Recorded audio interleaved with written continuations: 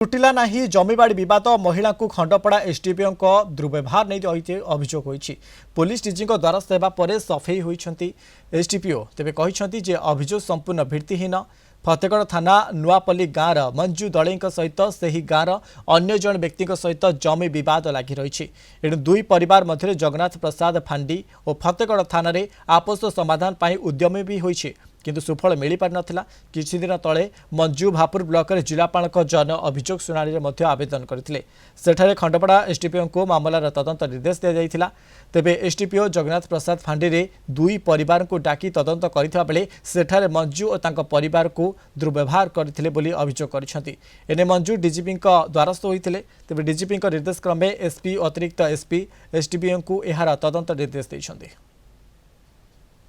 आमर ये रास्ता को जगह बाड़ी की लेकिन विवाद गंडगोलिया 3 वर्ष है लगी रही रास्ता को गोटे लोक मानु ना गाँ भदर लोक भी देती न्याय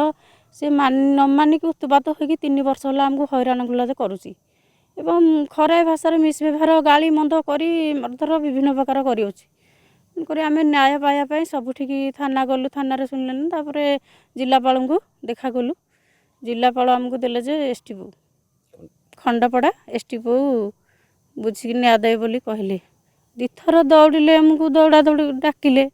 पाखक न्याय दे बोली भद्र लोक को आनिले आम आसिलु आग दिन गाली गलाज करके आमको फेरे देले से खेण दिन पुणी बासी दिन को रखिले आसिलु से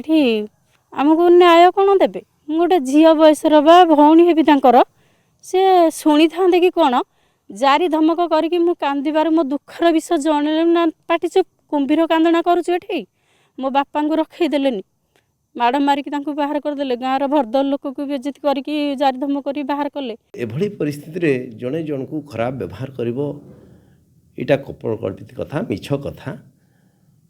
जो मानकर स्वार्थ हानि होची बाबद रे से माने एटा को गोटे इश्यू करने को चाहते जोटा संपूर्ण मिथ्या अटे आम आईन रे जहाँ व्यवस्था अच्छी रेकर्डिंग सह